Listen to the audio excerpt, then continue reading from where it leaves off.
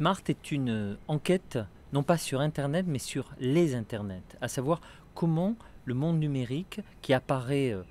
pareil et identique partout, est en fait partout très différent. À travers une enquête menée dans une cinquantaine de pays, j'essaie de comprendre cette évolution et comment le monde se transforme grâce aux nouvelles technologies, grâce à Internet et plus globalement grâce au smart, c'est-à-dire le smartphone, mais aussi les smart cities, les villes numériques ou encore le smart power. Et ce livre, Smart, raconte cette grande mutation à partir de ces interviews sur 5 continents, en Israël comme en Arabie Saoudite et en Iran, au Brésil, mais aussi au Mexique, en Russie ou en Chine, et bien sûr aux États-Unis, en Europe, pourquoi pas en Afrique dans certains chapitres, ou à Cuba, raconter comment ces internets au pluriel sont tous différents et comment en réalité, dans ce monde qui se construit, ce smart world, en réalité, la culture, les identités, mais aussi nos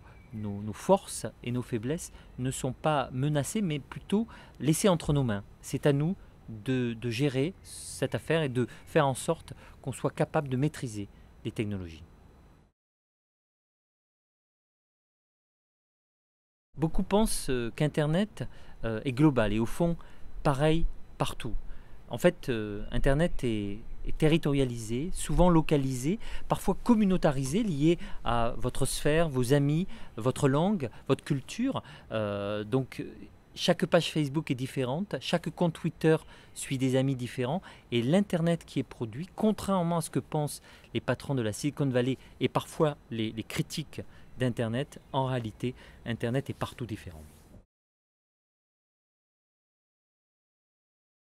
Dans les pays arabes, ça a été utilisé pour accompagner les révolutions arabes. En Chine, c'est un Internet beaucoup plus national, où au fond, la censure va de pair avec une sorte de patriotisme économique. En Inde, c'est un moteur pour l'économie, comme à Soweto, en Afrique du Sud, ou encore au Kenya, où grâce au téléphone portable, on peut aujourd'hui payer des petites consommations, comme c'est même difficile à faire dans un pays comme la France. Donc il y a à la fois des pays très en avance, des pays en retard, des pays qui changent, mais aussi des transformations qui font que tout le monde